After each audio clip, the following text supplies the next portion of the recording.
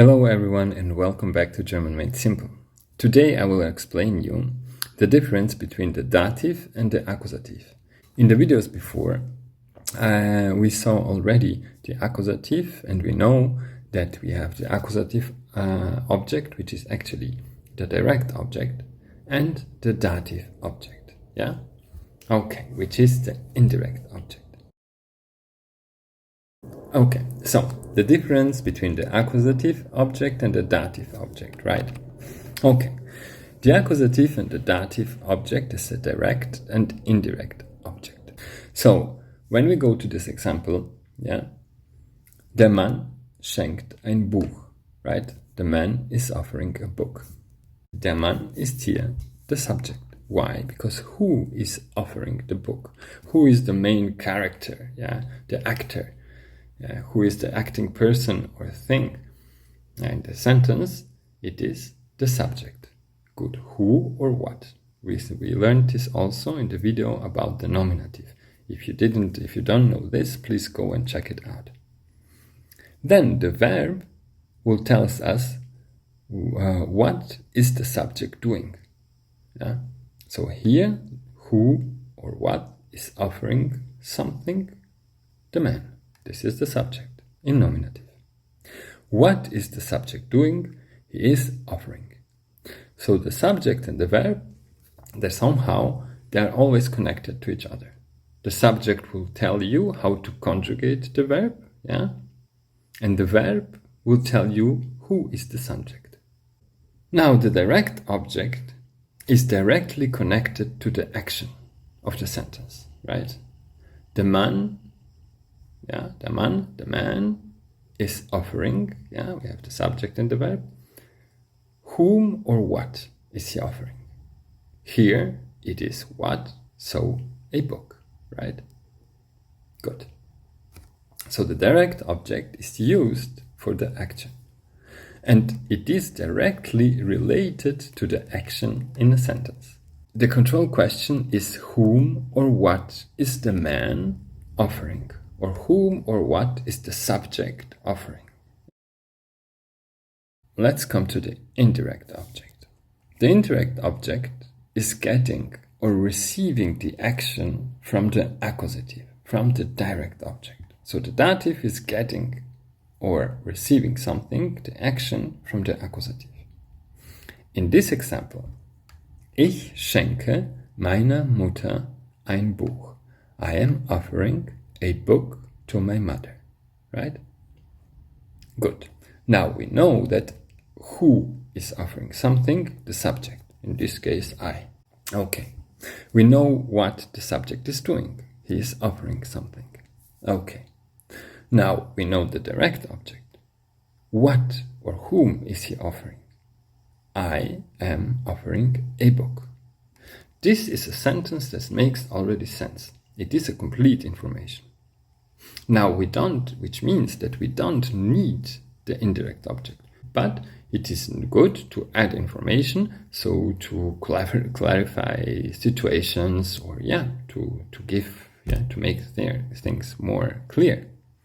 Okay, so I can say, to whom do I offer a book? And to whom is the indirect object? Now see, this is the dative object. Here we can see it again, we can summarize it once again. This means that nominative Subjekt, I, ich.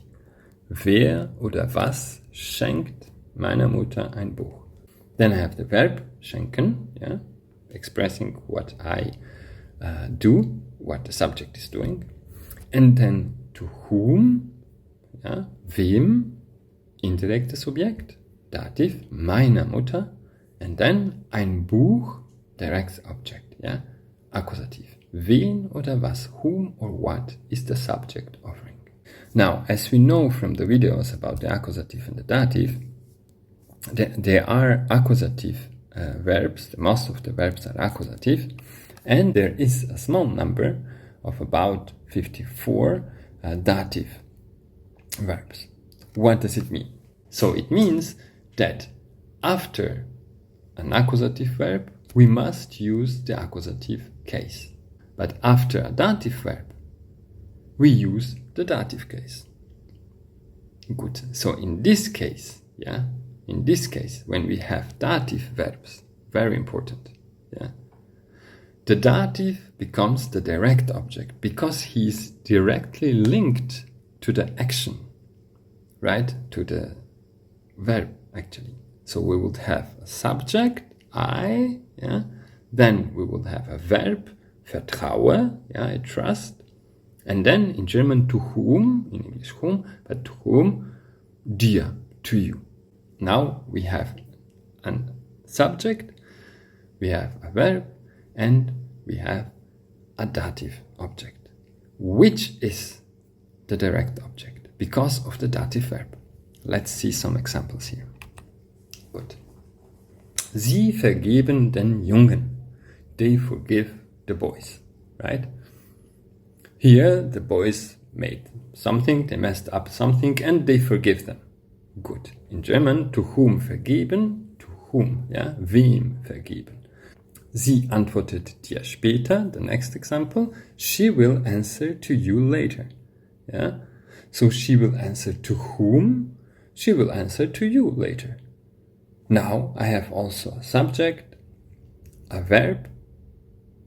As it's a dative verb, I have to use the dative, and then the next object is a direct object. In this case, exceptionally, a dative. And then später, later. The next example is warum glauben Sie ihm? Why do you believe him? Again, we have why, warum, glauben Sie, do you believe? And then ihm, because believing, it's just believing someone, something, it's a dative verb. So I need to use the dative after. Or belonging. Das Auto gehört meinem Freund. The car belongs to my friend. Here again, the car belongs to my friend. To my friend is dative. So das Auto gehört, das Auto will be the subject, gehören will be my dative verb, and meinem Freund, the dative object. As we saw, here is also a definition of what I just said. In the examples above, the object is in the dative case and is the direct object. Thus, a dative verb is always followed by a dative object and is therefore the direct object. Here we go. I hope you learned something out of it. Please support me and give me a like, subscribe to my channel, and comment below if you have some questions. And from now on, I will try to make shorter videos so you guys don't have to spend so much time learning German. Good. Have a good one, and I see you in the next video.